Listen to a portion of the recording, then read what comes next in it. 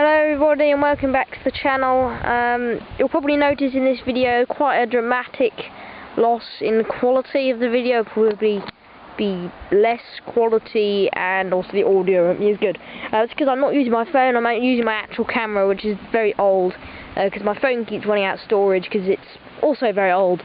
So yeah, I'm just thought I'd do this video quickly about doing some mowing again. So as you can see, I've mowed this lawn here with the Hayter, but I'm actually mowing a different lawn today, or a different area of the garden. It's not really a lawn, down here. And I just thought I would show you the other side of the lawnmower, what else we use it for, because on one side it's the sort of lawn mower, you know, it mows the lawn, and on the other side it mows ridiculously long grass that you haven't mowed for a very long time. So this bit here I haven't mowed for ages because the mower's actually been, I've just serviced it, so it's been having a little bit of problems with idling, so I've given it some new gaskets in the carburettor and a new diaphragm, and that seems to have fixed the problem. So this bit hasn't been mowed for a while, and neither did the lawns, but they weren't as long as this because this bit gets really long. But we need to cut this down, and it's actually, we probably need to go quite far back here. And I'm just checking if the stones, there you go, molehill. Always find a molehill, because they usually push up stones from the ground and then you hit the stone and it goes like that and it breaks the deck. But anyway, up here I was going to go further, past the chicken house. That's just the area I did the brush cutting on down there with all the nettles. And I also I've trimmed that hedge back, which needs trimming again, and I've also come all the way along here with the brush cutter as well now, so I got that done. It didn't take too long, but I've come along here with the brush cutter as well, which is good. And then this is going to be the chicken pen. It's all a bit of a mess at the moment because but as you can see, that tree has fallen down on top of the chicken house, which isn't great. I don't think it's damaged it. It's not like a proper tree. It's only like a little broom, but it is a bit of a shame it fell over. It was standing up there and it must have just blown over in the wind, but yeah, that means I can't go. I usually go all the way along, where that tree is, and all the way along to the end to the steps. But I can't do that today. I'm going to have to just do around what I call the roundabout, which is my little area here with my little bush and stuff. So I'll probably just have to go around here and mow. But at some point I'm also hoping to get that steel strimmer, which you would have seen in my fixing strimmer video. I'm hoping to get that running, because that will help as well with getting rid of some of this stuff close to the edge where the mower can't go. But that steel strimmer is great, and obviously not working yet. The diaphragm still haven't live. I haven't ordered them yet, but I'm preparing to order them, because once they are here, I'm pretty sure we can get that still going, and that'll be brilliant because it's a great machine. Anyway, let me set up you on tripod here. I'm just doing the legs, and yeah, I also have to mow all the way along there as well, so it's quite a bit to mow.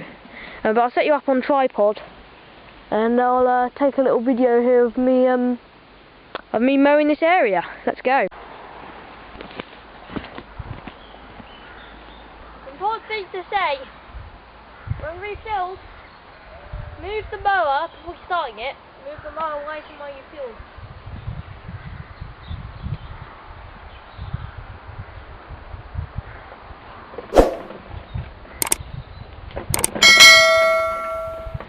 Now we can start it.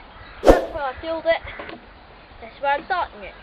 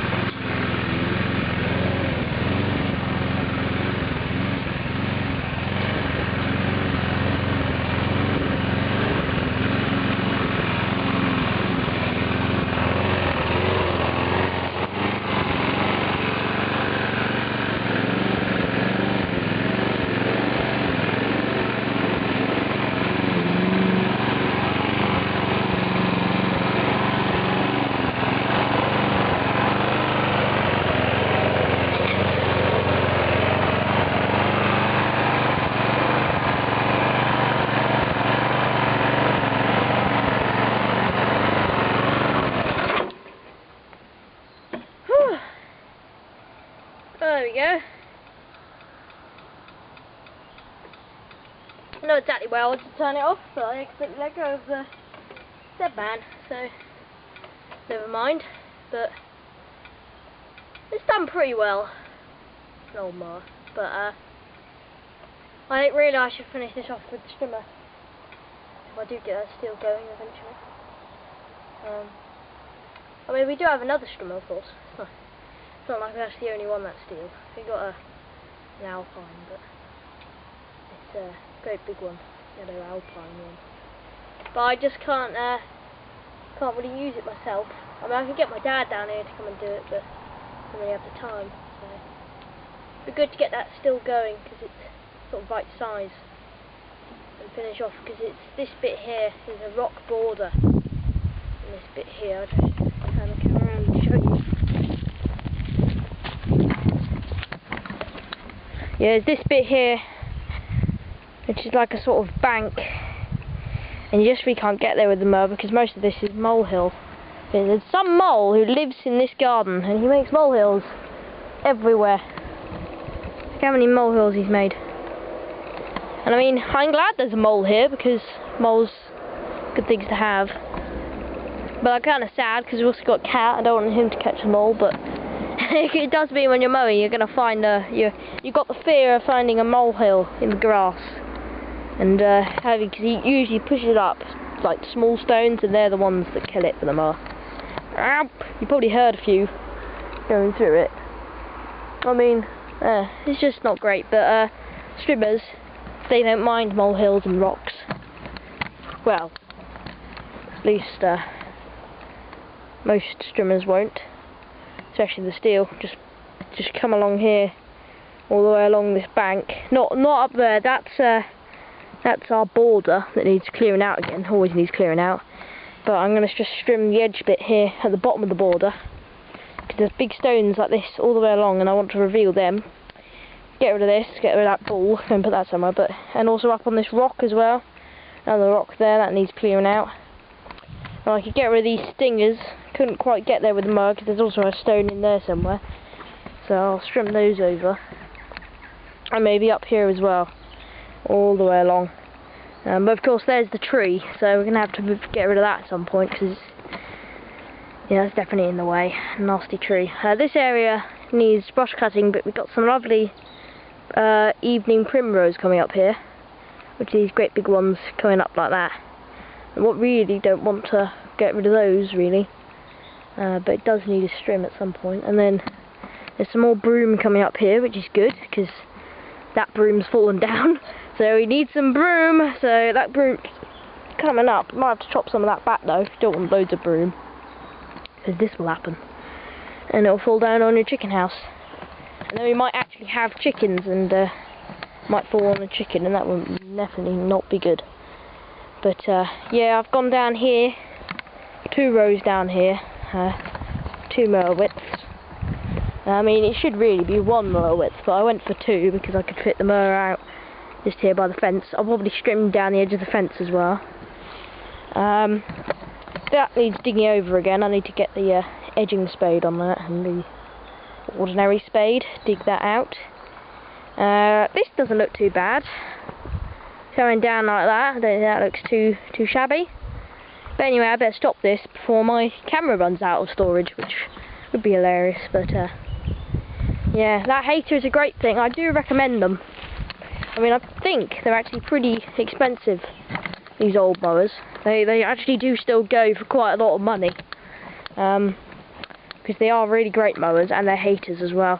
For those people wondering what that string is there, this blue twine, like, oh, something broken? No, this is my drive wheel drive wheel? No, that's my dead man lever holder. And that is because there's no way of keeping, this isn't like one of those professional ones where you can turn off the blade and keep the engine on. It basically, you let go of that, it turns off the engine. So when I want to go and put my grass box away, I have to always stop the mower, and that's annoying because then you have to start it again. Or if I want to go and shift my camera, then I'll put that on. Or if I want to adjust the throttle, which is what I was doing, here, if I want to turn it off choke, then that's why I do it. So I need to put on the thing, come around the front, put off the choke, because I'm not tall enough to reach down. That's what that is, but when I'm actually using the mower, I take it off, because just in case I hit something or somebody, I just turn it off quickly. I remove it, but only when it's stationary, and I'm not pushing it around, I'm not near it, then I put that on. Not the safest way of doing things, definitely not the safest way. Shouldn't really do it, but I mean it helps a bit. But it is a mighty machine, this Hayter. But I do recommend, if you're looking for a new mower to make some stripes on your lawn, I recommend a Hayter. Petrol, of course. Got a Briggs engine, so yeah, pretty good engine, pretty easy to fix. Briggs & Stratton. But this is actually quite, I haven't seen, there's not many of these on YouTube. There's not actually many of these anywhere really, but it's the Spirit 40. So it's a really old one. And it's a Hawk as well, for those people wondering. It's not a Harriet, it's a Hawk. It's a Hayter Hawk auto drive. And as I said, the choke's down there on the engine and not up on the handlebar. I think that's the main difference between the Hayters. And it's also got a smaller engine, I think. I think it's got a smaller engine. And it's got a different engine at least. It's not a 41, it's a 40. So yeah, there you go. Good thing though, good machine. Got a grass box, of course. I don't just use it without the grass box, but it's full at the moment. I just put it up there. So yeah, I hope you've enjoyed this video. If you have got to the end, then I recommend watching the, if you like Hayters that is, then watch my other video I've done of mowing just an ordinary lawn and making some nice stripes with this thing. So yeah, I hope you've enjoyed the video, and I'll see you in the next one. Goodbye.